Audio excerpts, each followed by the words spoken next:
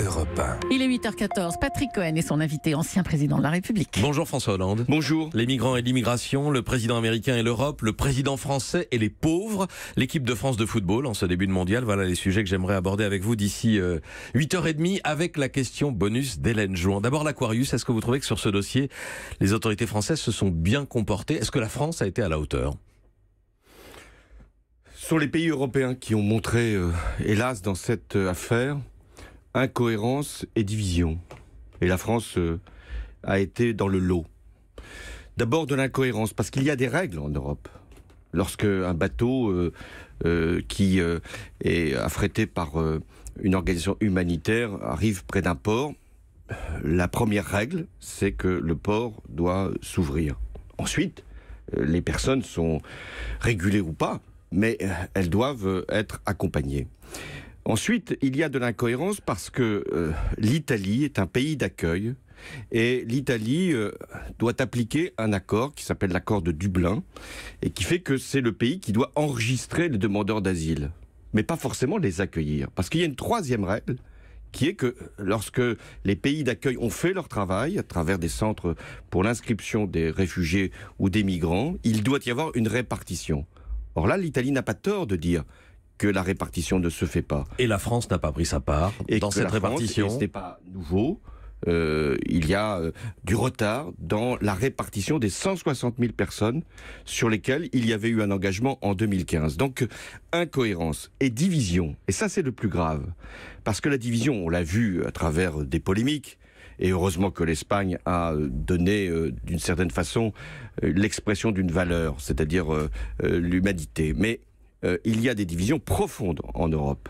Vous avez sans doute relevé que des pays comme l'Autriche, comme l'Italie et peut-être l'Allemagne, mais il y a avec son ministre de l'Intérieur, il y a une controverse en Allemagne, sont en train d'élaborer de nouvelles règles qui ne sont pas compatibles avec les accords de Schengen et l'accord de Dublin. Ils ont dit hier qu'ils formaient un axe contre l'immigration clandestine. Oui. D'abord, le mot axe était sans doute mal choisi, et ensuite parce qu'il n'y a pas d'initiative à prendre sans que l'Europe elle-même en ait débattu et en est tranché. C'est pourquoi le sujet, au-delà de l'Aquarius, et je comprends combien cette question a pu être un sujet d'émotion, au-delà de l'Aquarius, c'est l'avenir de l'Europe qui est posé. Est-ce que nous gardons des règles avec un système d'asile européen?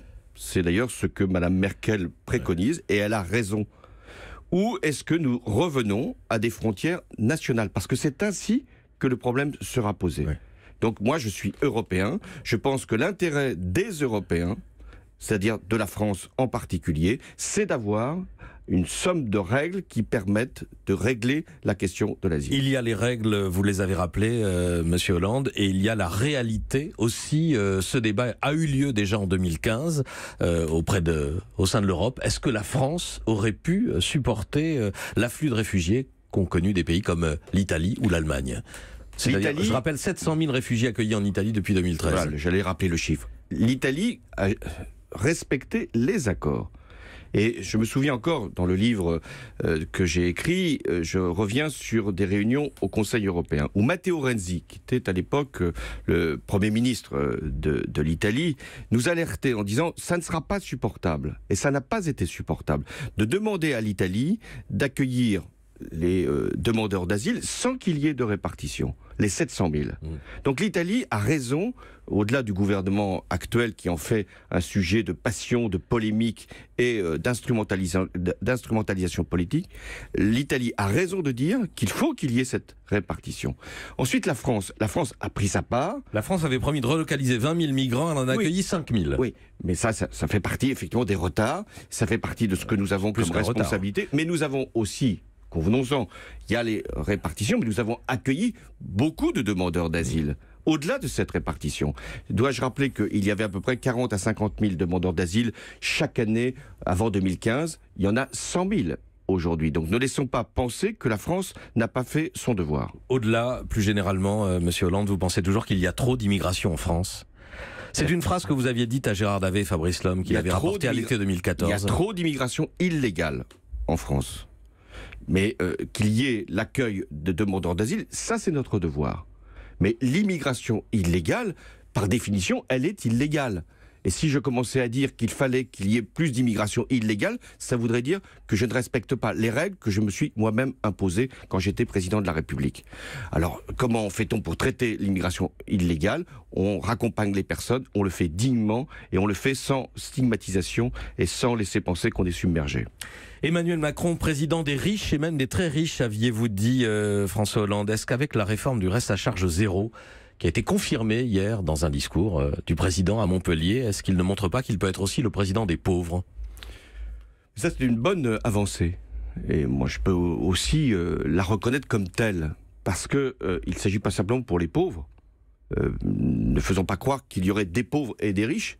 Il y a aussi une classe moyenne qui, sur un certain nombre de sujets, comme le soin dentaire ou comme l'optique, ces personnes ne sont pas bien remboursées. Donc qu'il y ait, à l'horizon 2021, une amélioration des remboursements, c'est bien. Faut-il encore que nous soyons sûrs que les complémentaires ne vont pas relever leurs tarifs ou que la sécurité sociale pourra assumer le ferait modérément. Mais là, je pense qu'il y a une avancée et c'est tout à fait satisfaisant que l'on puisse mieux rembourser ses soins. Donc Emmanuel Macron a présenté cette réforme et puis là, il y a la communication qui l'accompagne, cette vidéo d'une séance de travail dans un salon de l'Élysée, dans un endroit que vous devez bien connaître. Vous les prépariez de cette façon, vos discours? Vous avez vu cette vidéo, Monsieur Hollande? Chacun a sa méthode. Moi, je n'étais pas dans la répétition. Et je ne pense pas qu'il soit bon d'enregistrer les répétitions. Donc c'était une répétition. Et sur le contenu, et vocabulaire, ce pognon de dingue qui n'aide pas les pauvres à sortir de la pauvreté. Vous savez, dans ce qu'on appelle la communication, on finit par s'intéresser à la forme et pas au fond. La forme, convenons-en, elle était grossière à tout point de vue.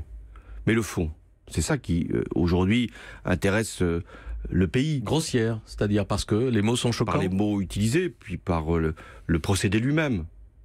Et ça fait que l'on ne parle pas du fond. Quel est le fond? Savoir comment on traite la question de la pauvreté, des inégalités. Je pense que ce sont de bons principes de dire qu'il faut de l'efficacité dans les prestations. Ce sont de bons principes que de rappeler qu'il faut de la responsabilité. Chacun doit être responsable. Il faut aussi de la prévention. Mais il ne faut pas utiliser ces principes pour accentuer les inégalités ou pour stigmatiser ou laisser penser que finalement la pauvreté serait volontaire. Non. Moi je l'ai rencontrée, je la rencontre encore aujourd'hui. La pauvreté, elle n'est pas volontaire. Il n'y a pas des personnes qui se mettent dans la pauvreté, qui ont la précarité comme horizon simplement pour aller toucher une aide ou une prestation. On peut même constater qu'il y a des personnes qui sont dans la précarité et dans la pauvreté qui ne vont pas toucher leurs aides. Et c'est un des sujets qu'il faut traiter. C'est ce que vous avez compris des propos d'Emmanuel Macron, quand il dit que les aides sociales ne permettent pas aux pauvres de sortir de la pauvreté. C'est exact qu'elles ne suffisent pas, les aides.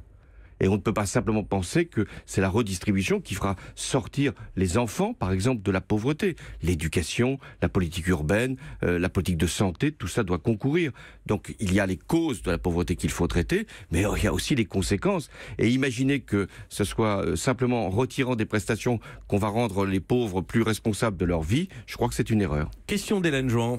François Hollande, interrogé il y a quelques jours sur le précédent Sarkozy, lui aussi avait écrit un livre qui avait lui aussi rencontré son public, qui lui avait permis de croire qu'il pourrait revenir. Vous avez répondu « Je n'ai pas cette volonté de devenir dirigeant de parti, ni de me présenter à des primaires ». Alors en fait, sans parti et sans primaire, c'est un retour à la Macron auquel vous vous préparez ? C'est un retour à la Hollande, si vous voulez. C'est un retour. Au sens où ce que j'ai à faire à travers ce livre, c'est d'expliquer ce qu'a été ma présidence, les conditions qui ont été les miennes, les responsabilités qui ont été les miennes. Et puis ensuite, c'est de donner peut-être la présentation de ce qu'est une conception de la présidence de la République. Je voulais qu'elle soit humaine et forte. Elle peut être forte et humaine. Ensuite, tout le reste, écoutez, il n'y a pas d'élection, je n'ai pas à me placer dans cette perspective. J'ai été 11 ans dirigeant d'un parti et je ne suis pas candidat pour y revenir. Le mondial commence aujourd'hui en Russie. On parlait d'immigration tout à l'heure, François Hollande. En France, l'équipe de France 2018, comme celle d'avant, a été largement façonnée par l'immigration. Est-ce qu'elle donne, cette équipe-là, 2018, une bonne image du pays? Mais toutes les équipes de France ont été façonnées par l'immigration. Oui, mais est-ce qu'elle donne une bonne image? Oui. Bien avant 1998. C'est vrai. Souvenez-vous ce qu'était la présence des Polonais, enfin des Français d'origine polonaise, des Français d'origine italienne. Donc la France, elle a toujours dans ses équipes, pas simplement de football, représenté sa diversité. C'est le cas encore aujourd'hui. Et le sélectionneur, il n'a pas à faire de quotas, il a à prendre les meilleurs joueurs, et c'est ce qu'il fait. Est-ce qu'elle donne une bonne image du pays? Vous avez, par le passé, il vous est arrivé de critiquer l'immaturité ou la puérilité de certains joueurs ou de certains comportements. Le Mondial 2010, évidemment. Oui, on se souvient de ce qui s'était passé, où des insultes à l'égard de l'entraîneur, vrai ou pas vrai, mais en tout cas rapportées, des joueurs qui restent dans un quart. Bon, là, c'était quand même pas l'image que l'on pouvait espérer du pays, et ça a eu des conséquences. Y compris sur le non-respect des règles dont je parlais tout à l'heure. Parce que la règle, c'est très important, c'est ce qui unit. Mais là, aujourd'hui, moi je trouve que toutes les déclarations des joueurs, j'entendais encore Mbappé s'exprimer, il y a de la dignité, il y a aussi de la joie, parce que c'est important de la communiquer. Et sur le plan sportif, vous la voyez aller le plus loin possible. Mais ne transformons pas les responsables du pays en commentateurs des équipes, et en sélectionneurs encore moins, et en pronostiqueurs sûrement pas. D'autant qu'en politique, sur le pronostic, on s'est quand même beaucoup trompé. Ce que je n'ai fait que légèrement. Merci François Hollande d'être venu ce matin au micro d'Europe Matin. Les leçons du pouvoir chez Stock, c'est toujours en librairie, et ça se vend pas mal, me dit-on. Hein. Pourquoi pas mal? Ouais, ça se vend bien. Dites-le. Ça se vend très bien, et vous en signez à tour de bras. Vous continuez les dédicaces. Merci à vous, François Hollande. Europe 1.